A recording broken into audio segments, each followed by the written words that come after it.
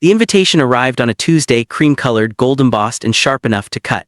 Kang Min-ho requests the honor of your presence at his wedding. Kama's hands didn't shake. She had survived him once. She could survive this. But when she walked into that cathedral, all marble and candlelight and the low hum of a city that feared his name, and his eyes found hers across a room full of people who didn't matter, something cracked open between them. Old, hungry, impossible. And she watched the most dangerous man in Seoul forget, for one breathless second, that he was supposed to be marrying someone else. Welcome to Afrokorean romance, where love has no borders. If you believe in love, please like, share, and subscribe for more Afro-Korean romance stories. Kama Osei had built a life out of the wreckage he left behind. 2 years of therapy, of rebuilding her consulting firm from a single client to 40, of learning to sleep without reaching for the empty side of the bed. 2 years of telling herself that Kang Min-ho was a chapter closed, a lesson learned, a wound that had finally stopped bleeding. Then his invitation landed on her desk like a grenade. She turned it over in her hands, standing in the middle of her Itaewon office, all glass and warm light and the quiet ambition of a woman who had refused to disappear. Her assistant, Damie, hovered near the doorway with the expression of someone watching a building decide whether or not to fall. "Do you want me to send regrets?" Damie asked carefully. Kama set the invitation down, smoothed her blazer, looked out at the Seoul skyline she had chosen over going home, over being safe, over being anywhere that didn't feel like surrender. "No," she said quietly, "I'll go." Damie blinked. "Kama." "He invited me to watch him move on." Her voice was steady, her jaw was steadier. "I'll go so he can see I already did." 3 miles across the city, Kang Min-ho signed a document that would determine the fate of a man's entire family, and he didn't blink once. The Kang Empire operated in the architectural spaces between legitimate business and the kind of power that didn't need laws to enforce itself. Luxury hotels, construction monopolies, port contracts, and beneath all of it, the infrastructure of a syndicate that 3 successive prosecutors had tried and failed to dismantle. Minho ran it all from a penthouse that overlooked Han River like a throne overlooking a kingdom. He was 34, unmarked by the things he had done. His face was the kind of beautiful that made people uncomfortable, too sharp, too still, the eyes of a man who calculated every room he walked into before deciding whether to own it or burn it. His engagement to Shin Jae-yeon had been arranged by their fathers before either of them fully understood what marriage meant. Jae-yeon was elegant, politically connected, impeccably suited to the role. She understood the deal. He respected her for it. He did not love her. He had told himself that was fine. That love was a liability he had already paid the price for. Then his assistant, Ryan, appeared in the doorway with the confirmed RSVPs. "Ms. Osei confirmed attendance, sir." Minho went very still. The pen in his hand didn't move. The document waited. Somewhere below, the Han River kept going the way rivers always do, indifferent to the things that break on their banks. "Good," he said finally, carefully. Ryan withdrew. Minho stared at the name on his screen, Osei, plus 1 guest, and felt something move beneath the ice he had spent 2 years building over the place where she used to live. He told himself it was nothing. He was in that moment lying to himself. The night of the wedding arrived dressed in November cold and the kind of pale gold light that made Seoul look like a painting of itself. Kama wore burgundy. Not black, which would have read as mourning. Not white, which would have been an act of war. Burgundy, deep and warm and unapologetic, the color of a woman who had decided that beauty was not something she owed anyone's comfort. The dress curved with her the way fabric does when it has found its rightful home. Her locks were pinned with gold. Her skin, deep brown, luminous, caught the candlelight inside the cathedral and held it like an offering. She came alone. The +1 had been a bluff. She walked into the cathedral on her own 2 feet and felt every eye in the room find her the way eyes always found her in spaces where people had decided she wasn't supposed to exist. She lifted her chin and kept walking. She was 12 steps inside when she felt it. The weight of a gaze so specific, so complete, that it functioned less like being watched and more like being known. She turned. Minho stood at the front of the cathedral in a black suit that had been made specifically for his body by someone who understood that some men don't wear clothes so much as architecture. His groomsmen stood around him like decorative columns. Jaeyeon's family occupied the front pews in coordinated cream and silver. And he was looking at Kama like she was the only real thing in the room. She looked away first. That was new. 2 years ago she would have held his gaze like a challenge. Now she found her seat, sat down, folded her hands in her lap and breathed through her nose the way her therapist had taught her. You are here to show him you survived. You are not here to feel anything. She felt everything. The officiant cleared his throat at exactly 7:14 p.m. Minho turned toward the aisle. Jae-yeon appeared at the back of the cathedral, breathtaking in ivory silk, her father's arm through hers, the picture of a perfect soul wedding. Minho's jaw was tight. He looked at his bride. Then, involuntarily, helplessly, catastrophically, his eyes moved to the left side of the third row. Kama was watching the processional. Her profile was a study in composure. She wasn't looking at him. She was letting herself be background, letting herself be nothing, and something about that, about her trying to be nothing in a room where she was everything, snapped something loose in his chest that he hadn't known was still attached. What am I doing? The thought arrived fully formed and devastatingly clear. Jae-yeon was 6 steps away. 5, the music swelled. Minho straightened. He would go through with it. He was a man who finished what he started. He was a man who had learned at considerable cost that feelings were not business partners. Then Kama blinked, and in that single, unguarded moment he saw it, the flash of pain she had tried to wall off. Quick as lightning, real as a wound. She was hurting. She had come here hurting and dressed it in burgundy and held her chin up, and he had done that to her. He had sent that invitation. He had wanted what? To prove he had moved on, to see if she still cared. He knew the answer, and it disgusted him. Jae-yeon reached his side. She looked up at him with calm, gracious eyes, the eyes of a woman who had also agreed to a transaction and deserved better than a groom who was having an internal catastrophe during her processional. He leaned toward her slightly, spoke very quietly. What he said was not captured on any microphone. But Jae-yeon's expression shifted, surprise, then something like relief, then the carefully assembled mask of a woman choosing her dignity. She gave a small, precise nod. And Kang Min-ho, in front of 500 witnesses, stepped back from the altar. The cathedral erupted. Kama was already on her feet, not because she knew what had happened, but because the sound that swept through 500 people was the sound of a world rearranging itself. And her body had learned, through years in rooms with powerful men, to be ready to move. She turned toward the commotion and saw him. Minho walking down the aisle, not running, walking measured, controlled, each step deliberate. His face was unreadable in the way that only costs something to maintain. He was walking toward her. She grabbed her clutch. Don't, he said from 10 feet away. Minho. Don't leave. His voice was low, controlled.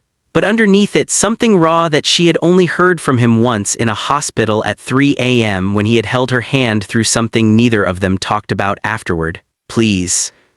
The word please from Kang Min-ho fell like a building. She stayed, she didn't know why, she told herself it was shock, it was absolutely not shock.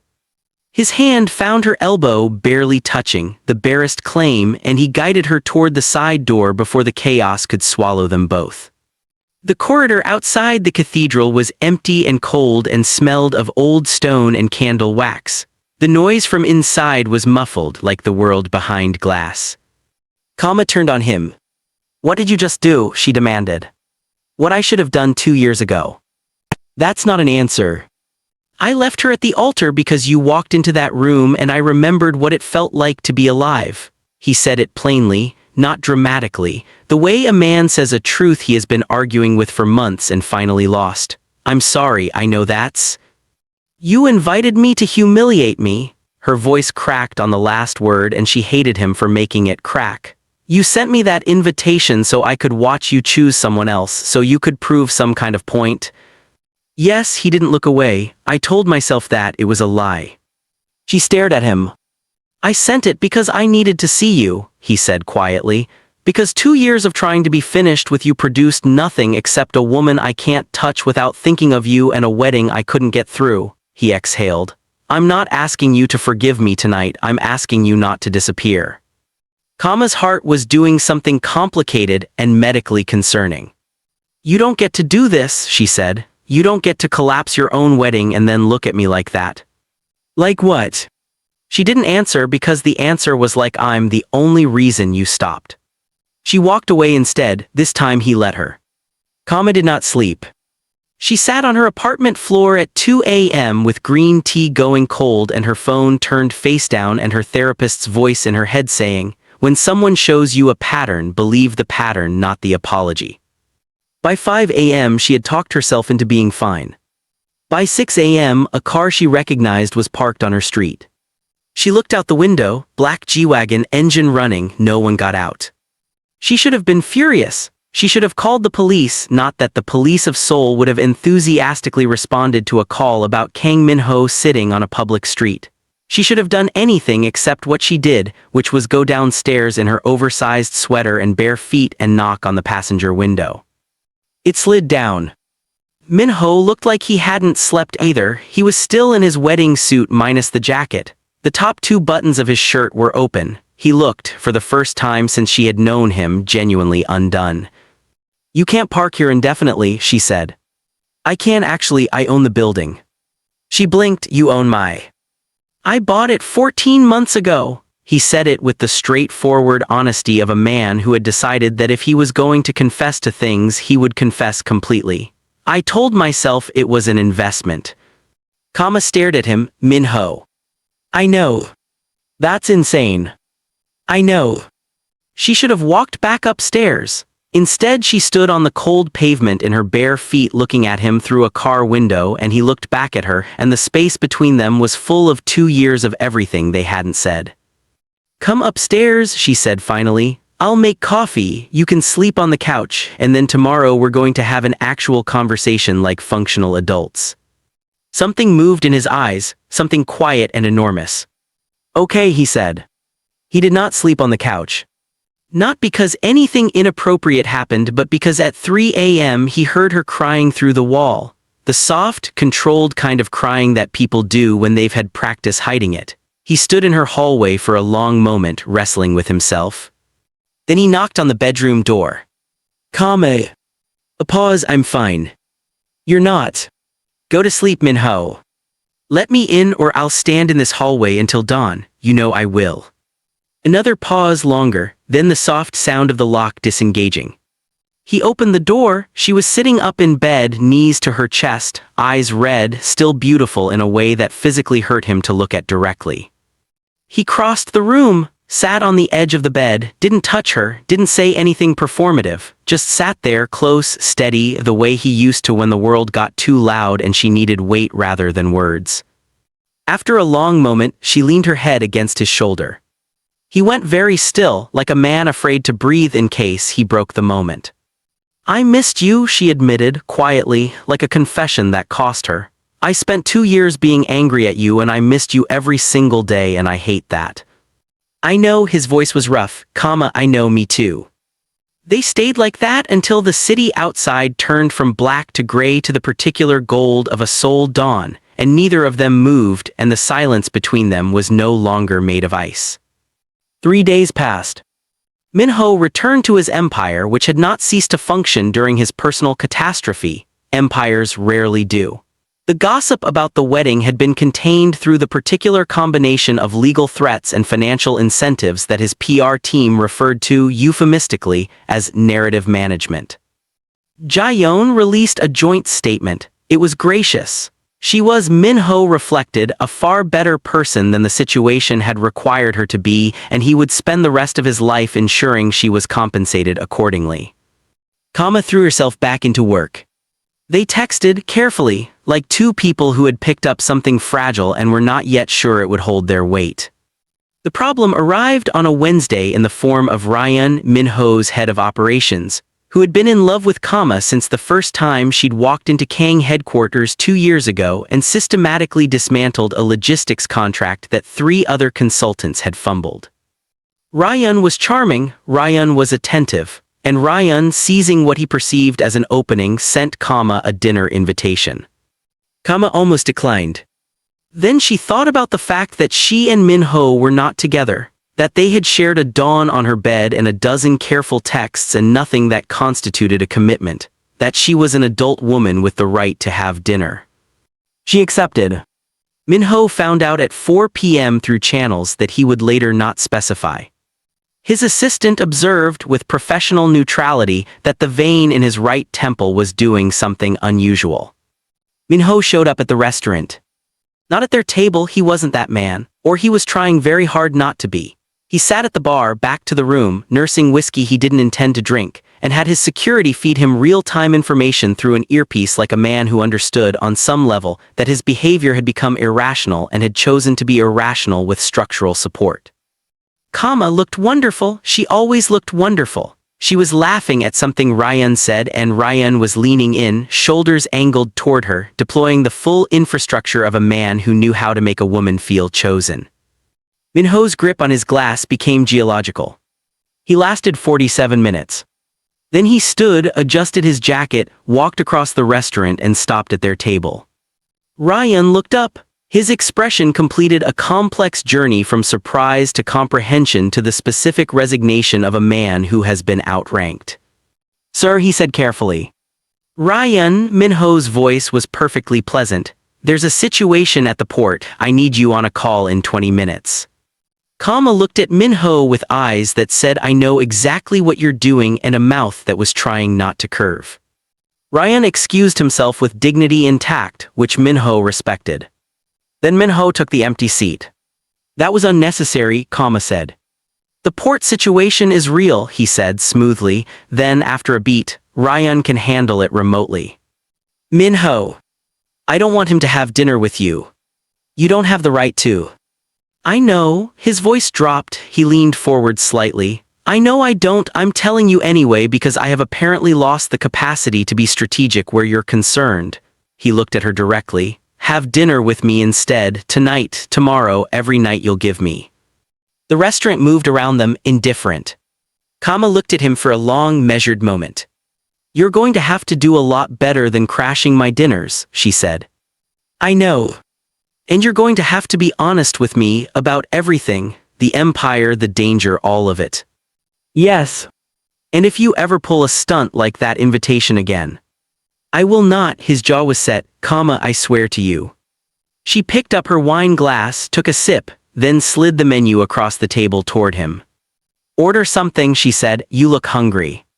The thing that moved across his face in that moment was not a smile exactly. It was bigger than that. It was a man finding something he had thought was gone. The ease between them lasted 9 days. Minho took her to dinner twice and sent breakfast once, no note, just a spread from her favorite place that appeared outside her apartment door at 7 a.m. with a punctuality that told her he had involved someone with a schedule. She texted him a single question mark. He responded, "You forgot to eat yesterday." She didn't ask how he knew. She was beginning to understand that Minho's awareness of her was not casual. The thread arrived on the 10th day. An envelope slid under her office door after hours. Inside, a photograph of her leaving Minho's building and a note in clean, typed characters that read, "Stay away from Kang Min-ho or the next photo goes to every news outlet in Seoul. We know what you are to him. We know what you were. Back away now while you still can." Kama sat with the note for exactly 12 minutes. Then she called him. His voice when he answered was warm. She had been learning his vocal registers and this one meant he had been thinking about her. "Kama. Someone is threatening me," she said, "because of you." A silence. Then his voice changed completely, became the voice of the man the rest of Seoul feared rather than the one who sent her breakfast without a note. "Where are you?" "My office." "Don't move, don't touch anything, I'll be there in 8 minutes." He arrived in 6. He came with 2 men she had never seen and a composure that was, she was beginning to understand, its own form of violence, cold, precise, absolute. He looked at the envelope without touching it, looked at her, made a rapid, thorough assessment that started at her face and ended at her hands and seemed to be checking for damage. "Are you hurt?" he asked first. "No." Only then did he exhale. "This is Choi's people," he said to the man on his left. "The handwriting analysis confirms the format. I want the building's cameras pulled and every point of entry logged." He turned back to Kama. "This is my fault," he said. "Someone in my world sees you as leverage." "Minho. I know what you're going to say." He was quiet. That you didn't sign up for this, that you built your life to be clean and functional, and that I represent the opposite of that." He looked at her steadily. "All of that is true." "That's not what I was going to say," she said. He blinked. "I was going to say that I'm not running." She held his gaze.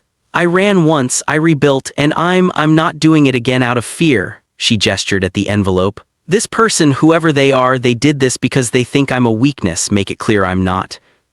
Something in his expression shifted, awe, raw and quickly contained. "They think threatening you will stop me," he said slowly. "Then show them they've miscalculated." He looked at her for a long, charged moment.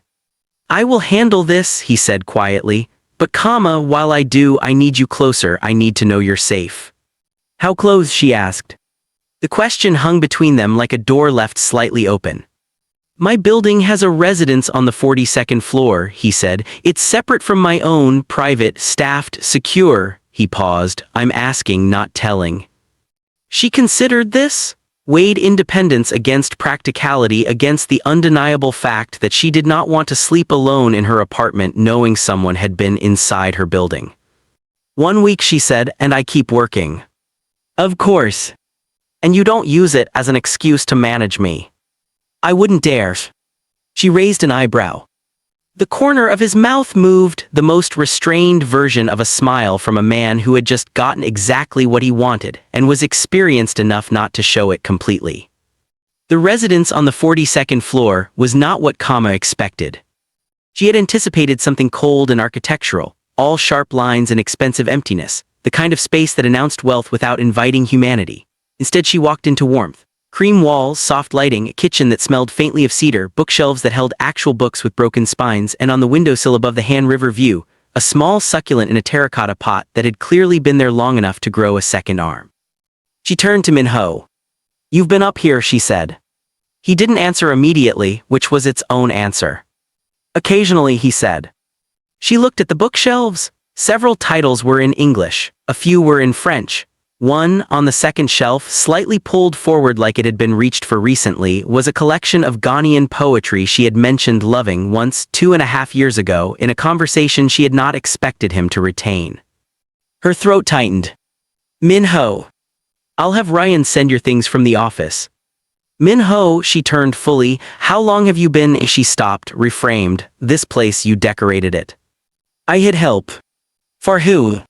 The silence was answer enough. She looked at the room again, at the specific warmth of it, the intentionality, the small terracotta succulent, and understood that Kang Min-ho had spent some portion of the last 2 years furnishing a space for a woman he was pretending to be finished with. She did not cry, she was very deliberate about not crying. "Thank you," she said quietly. He nodded once, "Good night, comma." He left before either of them could say anything that would crack the careful architecture of the moment. His name was Choi D.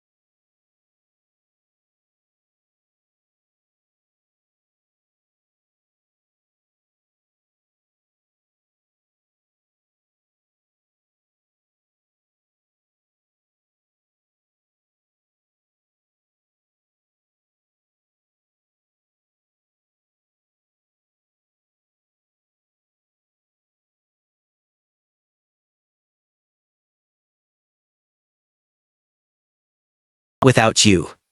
Later, she would remember the next hour in impressions rather than sequence. The warmth of his hand, the way he looked at her like she was the resolution of a question he had been carrying. The pull of him, not loud, not urgent, but deep and inevitable, like gravity asserting itself. She reached up and wrapped her hand around his wrist. He pressed his forehead to hers. And the city went on below them, indifferent and glittering, while inside the 42nd floor something that had been broken carefully found its way back together. The rest of that evening belongs only to them, to the quiet, to the closeness, to the particular grace of two people choosing each other in the soft dark above a city that would never know it happened. She woke before him. The room was gray with early light, and she lay still for a moment, cataloging the specific terror that had found her in the night, not of him, but of this. Of how completely she had let him back in. Of how little it had taken, once she stopped fighting, to fall back into the exact shape of what they used to be. What if this is a pattern? Her therapist's voice asked in her memory. What if you're reconstructing something that was always going to break? She rose carefully, found her clothes, made no sound. She was at the elevator when she heard him. Kame. She turned. He was standing in the hallway in bare feet, shirt untucked, hair unguarded in a way she had never seen, the full architecture of the composed, fearsome Kang Min-ho temporarily disassembled into just a man, watching her prepare to leave. I'm not, she started. You're running, he said quietly, not accusatory, just accurate. I'm scared, she admitted. So am I. She blinked. I'm terrified, he said, and the words were so simple and so foreign from him that they landed with unusual weight. I am terrified that I have destroyed your capacity to trust me and that nothing I do will be enough and that I will have to live with that. He took 3 steps toward her, slow. But I am more afraid of watching you go than I am of any of that, so please. He stopped just in front of her. Don't disappear on me, not like this, not in the morning with no conversation. She looked at him for a long moment. Then she turned away from the elevator. I want breakfast, she said, and I want to talk, actually talk about all of it. The relief on his face was something she would carry with her for a long time. Yes, he said, whatever you need.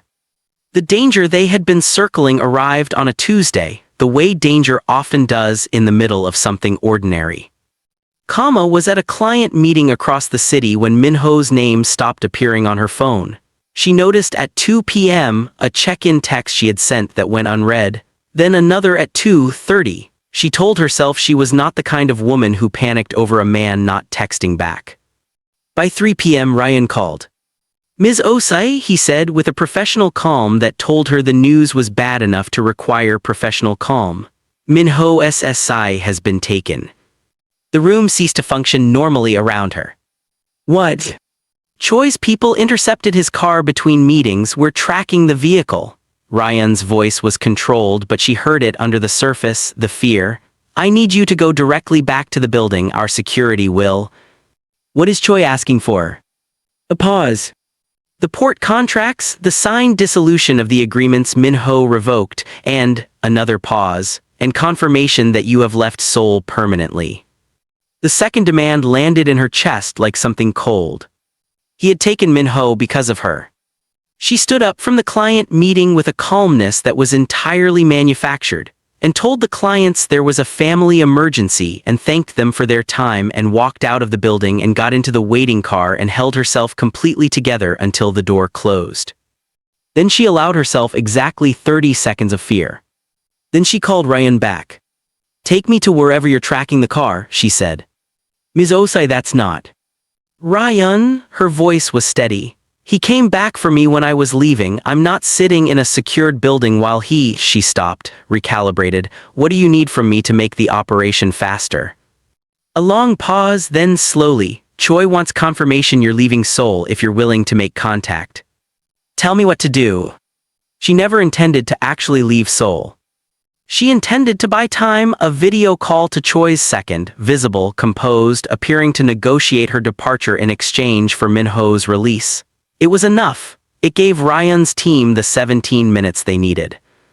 Minho was extracted from a warehouse in Mapogu at 4:47 p.m. with 2 bruised ribs and a cut above his left eye and the sustained fury of a man who had spent 3 hours in a chair being leveraged against people he loved.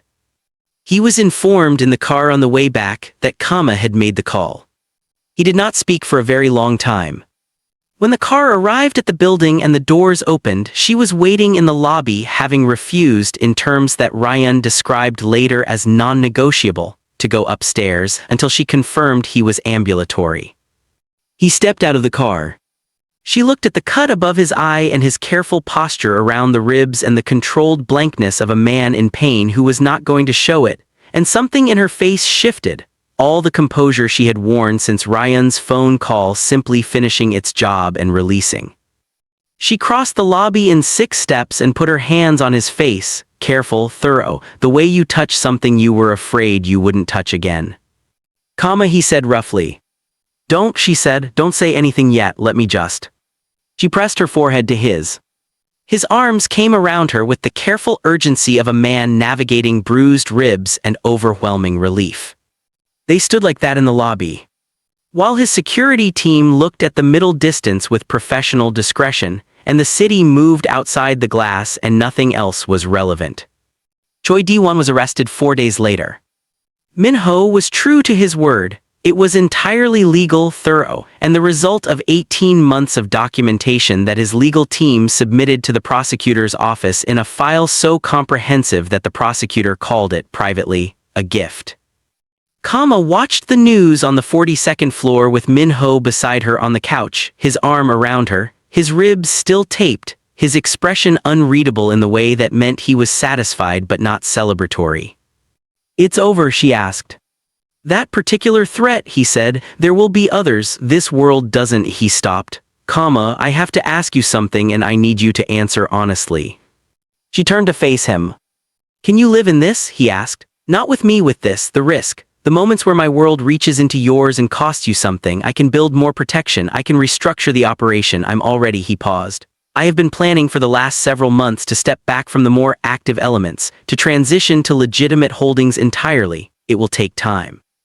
But I want you to know that it is happening because you deserve to know the trajectory, not just the current position.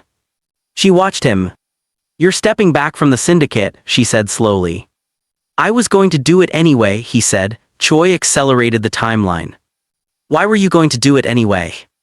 He met her eyes steadily. Because I don't want to be that man anymore, I want to be a man you can build something with. The room was quiet. Ask me, she said finally. He blinked. Whatever you were actually building to ask me, she said, ask. He was quiet for a moment. Then he shifted, and she realized he was turning to face her fully despite his ribs protesting the movement, and his expression had moved out of the controlled register entirely into something she had never seen on him before, a complete vulnerability. Stay, he said simply, not on the 42nd floor with me in my life formally, permanently. He reached into the pocket of his jacket, which was draped on the couch arm, and produced something small and unpretentious, a ring she recognized, with a jolt that nearly stopped her heart because it was the one he had given her the first time, the one she had returned, the one she had thought he had thrown away. You kept it, she breathed. I kept it, his voice was low, for 2 years because I couldn't stop believing that this was always going to be the conversation we needed to have. He held it between them. You don't have to answer right now. Yes, she said. He stilled. Yes, Minho, she took the ring from him, put it on her own finger with the deliberate certainty of a woman choosing rather than being chosen. But I have conditions. He let out a breath that seemed to contain the last 2 years in its release. Tell me all of them. The legitimate transition happens, I see the timeline. Done. I keep my business fully independent. I would never. I know I'm saying it anyway. Done. And if you ever, she said very clearly, try to protect me by pushing me away again, if you ever make a decision about my safety without talking to me first. You'll leave, and this time you'll mean it, he said quietly. I'll leave, she confirmed, and I'll take the succulent. Something broke across his face, the most complete smile she had ever seen on him, rare and transforming, the expression of a man who has finally exhaled after years of breathlessness. He reached up and tucked a lock behind her ear with a gentleness that didn't match anything the rest of Seoul believed about him. The succulent is yours anyway, he said, it always was. Ryan submitted his formal transfer request to the Legitimate Holdings Division 3 weeks later. He cited professional development. What he did not cite, but which was apparent to anyone paying attention, was that the 8th floor of the Kang building had a different quality to it now. The boss arrived earlier and left later. He was still precise, still exact, still capable of a silence so pointed it could redirect a board meeting, but there was something settled in him that had not been there before. Something that looked, to the practiced eye, like a man who knew where he was going when the workday ended. Once, Ryan passed the main office and saw Minho on a call, the posture relaxed, one hand turned up in a gesture Ryan had never seen from him in a professional context, a low sound that resolved, improbably, into a laugh. Ryan kept walking. He decided, happy for them. It was a decision he made consciously and he stood by it. They married on a Saturday in late spring. No cathedral this time. No 500 guests, no political arrangements, no architecture of obligation. A small garden in the hills north of Seoul, 30 people who actually mattered, Kama's mother flown in from Accra and seated in the place of honor beside Minho's quietly overwhelmed mother, who had been told 2 weeks prior that her son was engaged and had responded by bursting into tears and then immediately calling her sister. Kama wore ivory gold, warm and luminous against her skin, her locks pinned with wildflowers, no veil because she did not arrive hidden. Minho wore charcoal gray and the expression of a man watching something arrive that he had stopped allowing himself to hope for. When she walked toward him through the garden with the mountains behind her and the late spring air full of something that felt like permission, he did not look at the guests. He did not look at the sky or the flowers or any of the beautiful arrangements his event team had spent weeks constructing. He looked only at her. The officiant was brief and warm, and at the relevant moment asked if they had words of their own. Minho went first because he had asked to, which had surprised her. He said, "I have spent most of my life being very good at things that didn't matter and mediocre at the one thing that does. You made me want to be better at it. You made me want to be a man worth choosing." He paused. "I choose you, every version of you, the one who is fine and the one who cries quietly and the one who walks into dangerous rooms in Burgundy just to prove no one can make her disappear." Another pause. "I am going to spend the rest of my life making certain you never have to prove that again." Kama breathed through that. Then she said, "You are the most complicated, most frustrating, most unexpectedly gentle person I have ever known." She looked at him steadily. "I spent 2 years trying to be finished with you and couldn't manage it, so I've decided that's information." A breath. "I love you, I choose you, and if you ever scare me like that warehouse incident again, so help me." Quiet laughter from the 30 people who mattered. Minho was trying not to smile and failing completely. "So help you," he agreed softly. She laughed, he laughed. The officiant pronounced them married with the specific warmth of someone who had recognized, from the moment these 2 people stood in front of him, that this was the real thing. Minho kissed her with the careful devotion of a man who understood that this was not a conclusion but a beginning, and the small garden in the hills was full of the sound of people who loved them. 6 months later, Kama stood in the kitchen of their apartment, the actual apartment, the one they had chosen together, not the 42nd floor which was now a genuine guest residence, and looked at the small item in her hand with the particular expression of a person doing rapid arithmetic.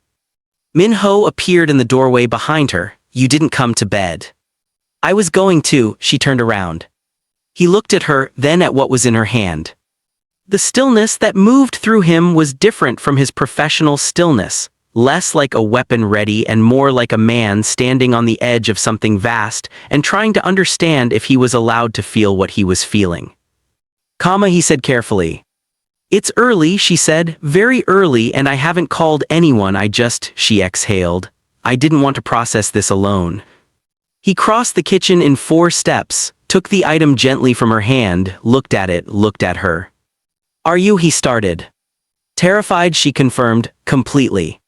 "So am I," he said for the second time in their story, and like the first, it landed with extraordinary weight coming from him. Then he did something she did not expect. He sat down on the kitchen floor. Just sat down back against the cabinet and looked up at her with an expression that had no professional architecture in it at all, that was just a man meeting something enormous. She sat down beside him. They sat on the kitchen floor in the early hours with the city glittering outside their window and the test in his hand, and something barely begun but already real growing in the space between impossible and inevitable. "I'm going to be terrible at this," he said, "in the beginning." "You'll learn," she leaned her head on his shoulder. "You learned me." His arm came around her. "I'll learn," he agreed quietly. Outside, Seoul moved through the night, indifferent and vast and full of people building things they hoped would last. Inside the kitchen, against a cabinet, Kang Min-ho held his wife and the first evidence of what they were becoming and decided, with the completeness of a man who had made very few decisions he fully trusted, that this was the one he would spend the rest of his life grateful for. They named her Seoyeon Adwoa Kang. Adwoa for a Wednesday, which is when she arrived, early, emphatic, already on her own schedule. Seoyeon because it meant a clear and beautiful flow which seemed right for a child born of turbulence that had finally found its course. Minho held her with the focused care of a man who had decided that this was the most important thing he had ever been responsible for, and it showed. He held her like she was precise and precious and his. He held her the way he had always quietly held the few things in his life that were. Kama watched him from the hospital bed and thought, I almost didn't walk through that door. I almost let the invitation be just an invitation. She was grateful with a depth that still surprised her that she had worn the burgundy. That she had gone. That he had looked up. That something impossible had awakened in the space between a mafia boss and the woman he had tried and spectacularly failed to be finished with. Love is not always clean, it is not always safe. Sometimes it arrives wrapped in a gold-embossed envelope designed to wound you, and you walk toward it anyway because somewhere beneath the hurt you still know the truth that the heart doesn't forget what it recognized. And Kang Min-ho had recognized her from the first moment. He had just needed a wedding he couldn't finish to finally admit it.